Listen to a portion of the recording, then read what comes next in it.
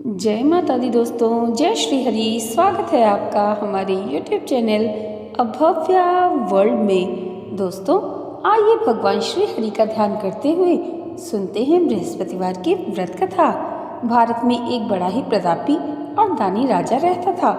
वह नित्य प्रति मंदिर में भगवत दर्शन करने जाता और ब्राह्मण और गुरु की सेवा किया करता था। उसके द्वार से कोई भी याचक निराश होकर नहीं लौटता था, परंतु यह सब बातें उसकी रानी को अच्छी नहीं लगती थी। वह न व्रत करती और न ही किसी को एक भी पैसा दान में देती थी और राजा से भी ऐसा करने को मना किया करती थी। एक समय की बात है, राजा शिकार खेलने वन को चले गए। घर पर रानी और दासी थीं। उस समय गुरु बृहस्पति साधु का रूप धारण कर राजा के दरवाजे पर भिक्षा मांगने आए। साधु ने रानी से भिक्षा मांगी तो वह कहने लगी, हे साधु महाराज, मैं इस दान और पुण्य से तंग आ गई हूँ। इस कार्य को करने के लिए तो मेरे पतिदेव ही बहुत हैं। अब आप ऐसे कृपा करें कि सारा धन नष्ट हो जाए और मैं आराम से रह सकूं। साधु रूपी बृहस्पति देव ने कहा, हे देवी, तुम बड़ी ही विचित्र हो। संतान और धन से कोई भी दुखी नहीं होता।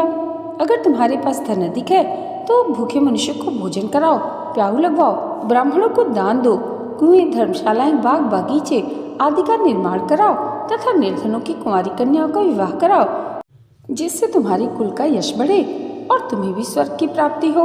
परंतु साधु की इन बातों से रानी खुश नहीं हुई। उसने कहा, हे साधु महाराज, मुझे ऐसे धन की आवश्यकता नहीं जिसको मैं अन्य लोगों को दान देती फिरूं तथा जिसको रखने और संभालने में ही मेरा सारा समय नष्ट हो जाए। साधु ने कहा, यदि तुम्हारी ऐसी इच्छा है तो जैसा मैं तुम्हें बताता हूँ वैसा ही करना। बृहस्पतिवार के दिन घर आंगन को गोबर से लीपना, अपने केशों को पीली मिट्टी से धोना, केशों को धोते समय स्नान करना, राजा से कहना वह हजामत बनवाए, भोजन में मांस मदिरा खाना, कपड़े धोबी के हाथ धुलने देना। इस प्रकार 7 बृहस्पतिवार करने से तुम्हारा सारा धन नष्ट हो जाएगा। ऐसा कहकर साधु महाराज रूपी बृहस्पति देव अंतर ध्यान हो गए। साधु के कहे अनुसार रानी ने केवल 3 बृहस्पतिवार ही वैसा किया था कि उसकी समस्त धन संपत्ति नष्ट हो गई। भोजन के लिए दोनों समय परिवार तरसने लगा तथा सांसारिक भोगों से दुखी रहने लगा। एक दिन राजा रानी से कहता है, हे रानी, तुम यहाँ पर रहो, मैं दूसरे देश को जाता हूँ, क्योंकि यहाँ पर मुझे सभी मनुष्य जानते हैं, इसलिए मैं यहाँ कोई छोटा कार्य नहीं कर सकता। ऐसा कहकर राजा परदेश चला गया। वह वहाँ से जंगल से लकड़ी काट कर लाता और शहर में बेचता। इस तरह जीवन व्यतीत करने लगा। इधर राजा के बिना रानी और दासियां दुखी रहने लगी। एक समय जब रानी और दासियों को 7 दिन बिना भोजन के व्यतीत करने पड़े तो रानी ने अपनी दासी से कहा, हे दासी, यहाँ पास के ही नगर में मेरी बहन रहती है, वह बड़ी ही धनवान है, तो उसके पास जा और वहाँ से 5 सिर बेचर मांग कर ले आ, जिससे कुछ समय के लिए गुजर बसर हो जाए। दासी रानी की बहन के पास गई। उस दिन बृहस्पतिवार था।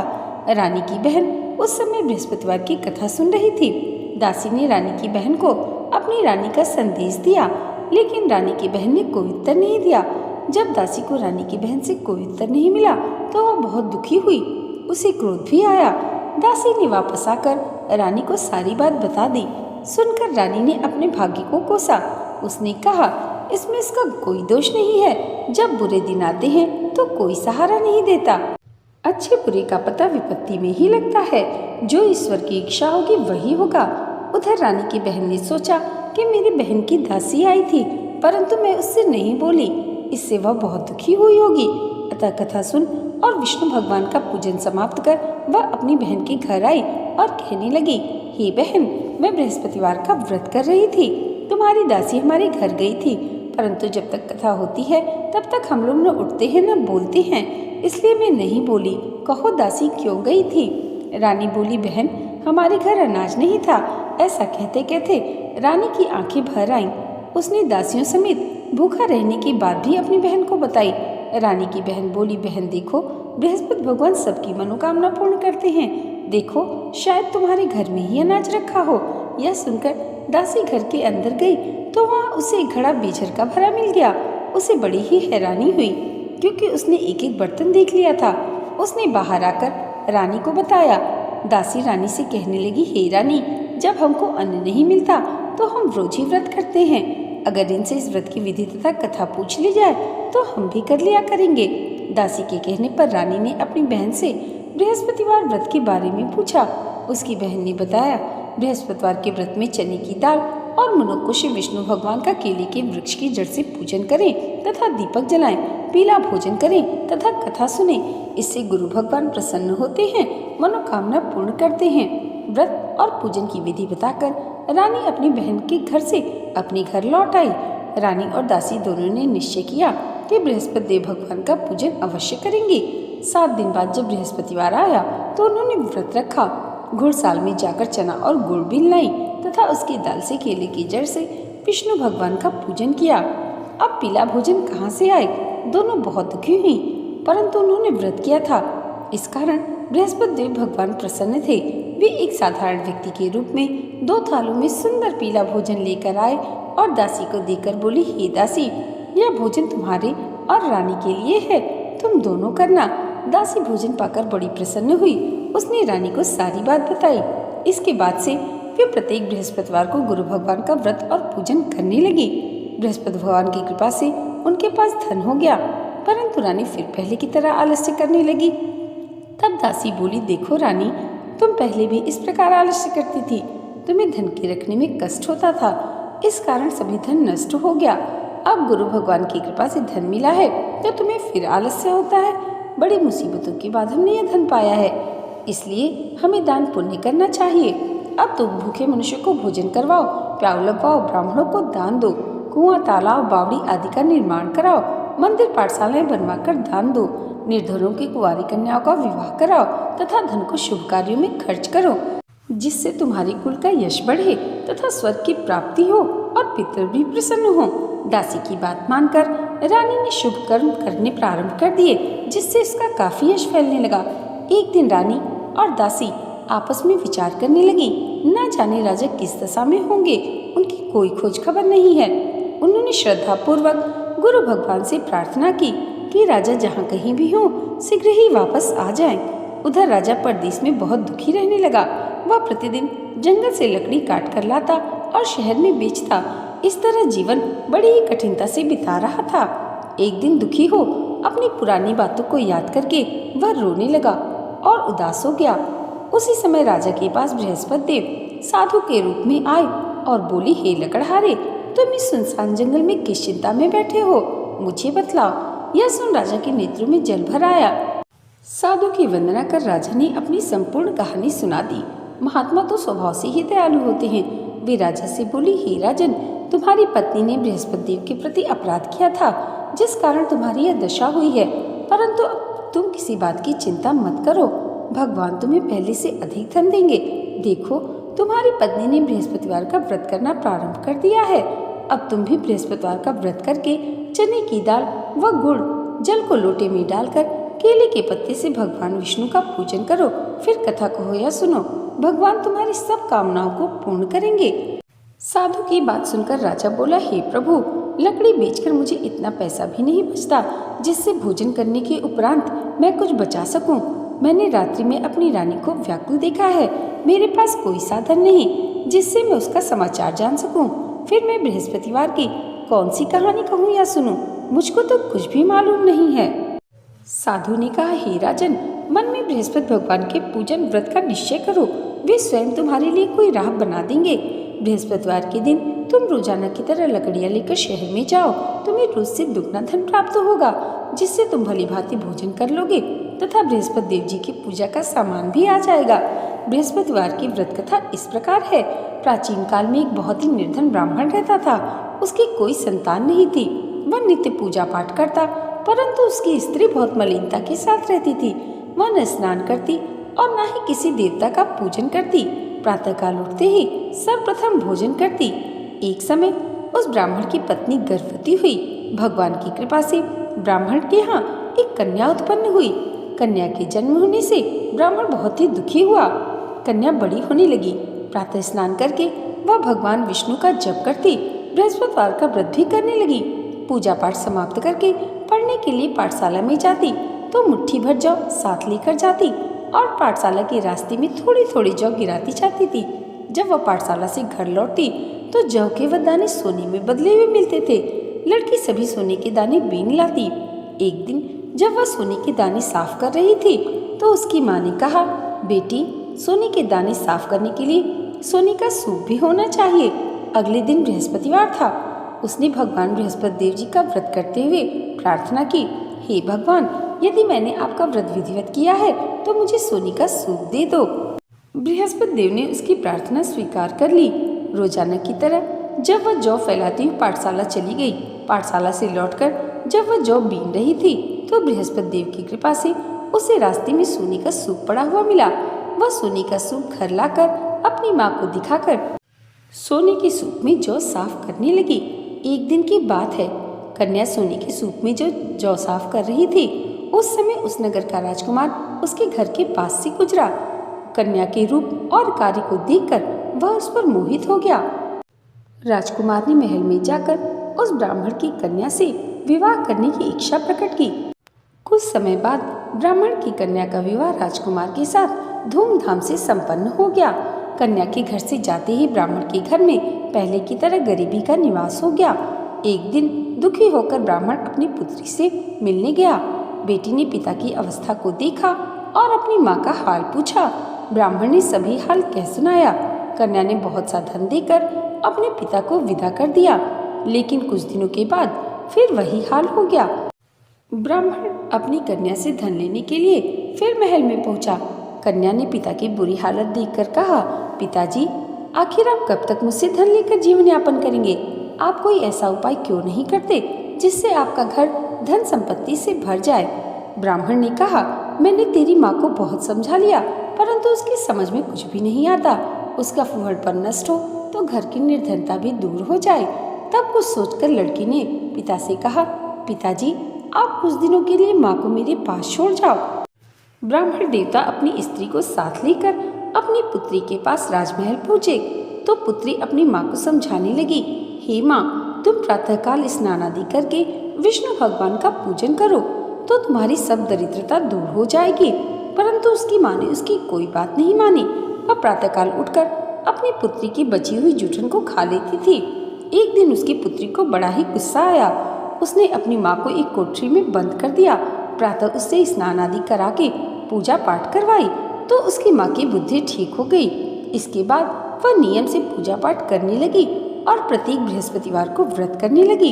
इस व्रत के प्रभाव से मृत्यु के बाद वह स्वर्ग को गई। वह ब्राह्मण भी सुखपूर्वक इस लोक का सुख भोग कर स्वर्ग को प्राप्त हुआ। इस तरह कहानी कहकर साधु बने देवता वहां से अंतर ध्यान हो गए। धीरे धीरे समय व्यतीत होने लगा। फिर बृहस्पतिवार का दिन आया। राजा जंगल से लकड़ी काटकर शहर में बेचने गया। उसे उस दिन और दिनों से अधिक धन मिला। राजा ने चना, गुड़ आदि लाकर बृहस्पतिवार का व्रत किया। उस दिन से उसके सभी क्लेश दूर हो गए। परंतु जब अगले गुरुवार का दिन आया तो वह बृहस्पतिवार का व्रत करना भूल गया। इस कारण बृहस्पति देव भगवान उससे क्रोधित हो गए। उस दिन उस नगर के राजा ने विशाल यज्ञ का आयोजन किया था तथा अपने समस्त राज्य में घोषणा करवा दी कि सभी मेरे यहाँ भोजन करने आएंगे।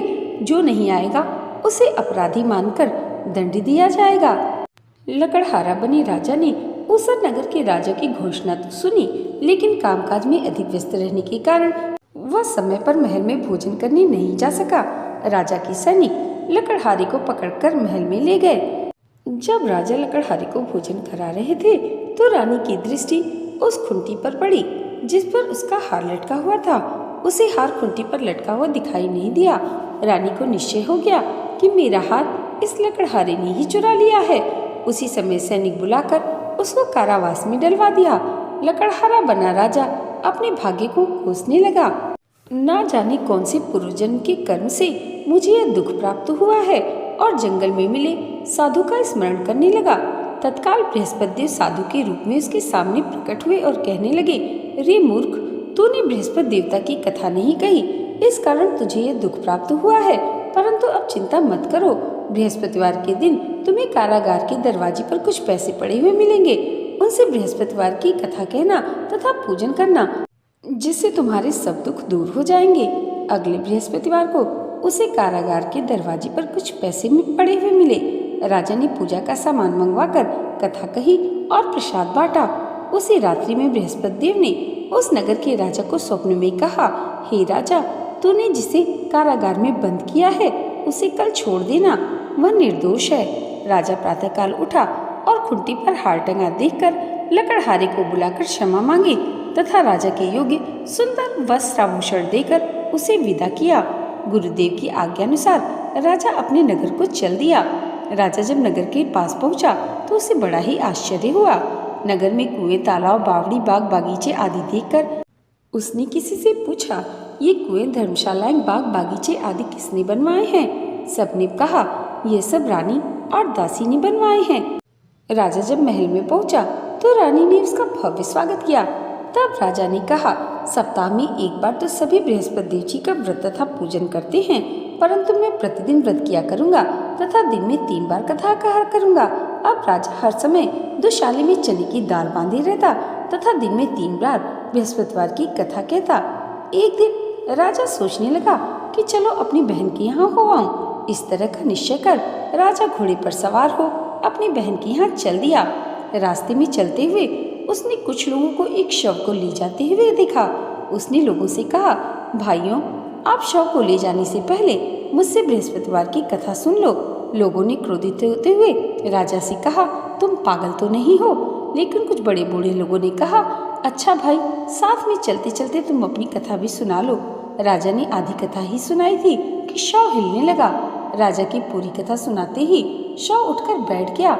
लोगों ने हैरानी से ताते तले उंगली दबाई तथा अगले बृहस्पतिवार से बृहस्पति देव जी का व्रत करने तथा कथा सुनने का निश्चय कर लिया। राजा आगे चलते हुए एक किसान के पास पहुंचा। किसान अपने खेत में हल चला रहा था।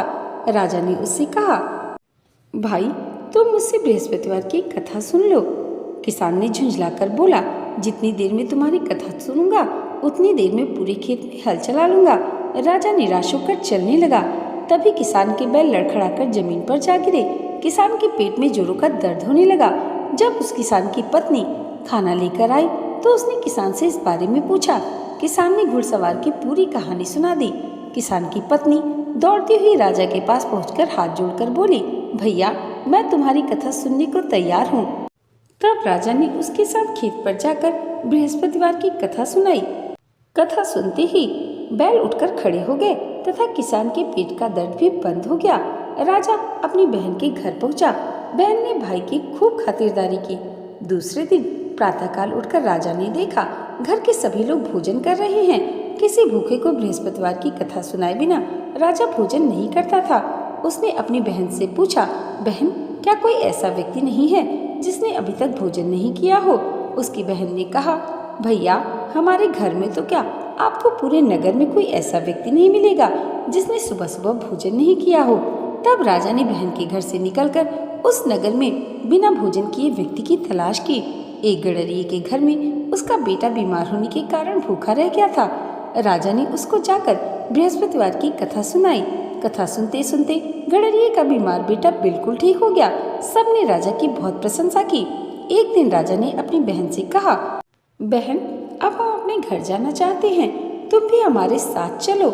जब बहन ने अपनी सास से पूछा तो सास ने ताने देते हुए कहा, बहू, मायके जाना है तो अकेली जाना, मेरे पोतों को नहीं ले जाना। तुम्हारे भाई की कोई संतान नहीं है, कहीं तुम्हारी भाभी मेरे पोतों पर कोई जादू टोना न कर दे। बहन की सास की बातें सुनकर राजा दुखी मन से अकेला ही अपने नगर को लौट आया। रानी ने राजा से कहा, आप तो अपनी बहन को साथ में लाने की बात कहकर गए थे, फिर बहन को साथ क्यों नहीं लाए? तब राजा ने कहा, रानी, हम निसंतान हैं, इसलिए कोई हमारे घर आना पसंद नहीं करता। तब रानी ने राजा से कहा, बृहस्पति देव भगवान ने हमें सब कुछ दिया है, अब वे हमें संतान भी अवश्य देंगे। अगले बृहस्पतिवार को राजा रानी ने बृहस्पति देव से संतान के लिए प्रार्थना की। भगवान बृहस्पति देव की अनुकंपा से 9वें महीने रानी ने एक सुंदर पुत्र को जन्म दिया। राजा रानी जीवन पर्यंत बृहस्पतिवार का व्रत करते रहे। उनके घर में धन की वर्षा होती रही। राजा रानी इस लोक के सुख भोग कर अंत में विष्णु धाम को प्राप्त हुए। इति श्री बृहस्पतिवार व्रत कथा। दोस्तों, आज की वीडियो अगर आपको अच्छी लगी हो तो कमेंट बॉक्स में जय श्री हरि जरूर लिखिएगा और इसे लाइक, और हमारे चैनल पर पहली बार आए हैं तो सब्सक्राइब करना मत भूलिएगा। भगवान श्री हरि की कृपा आप सबके जीवन पर सदैव ऐसे ही बनी रहे, इसी मंगल कामना के साथ मिलते हैं अगली वीडियो में। तब तक के लिए जय माता दी, जय श्री हरि।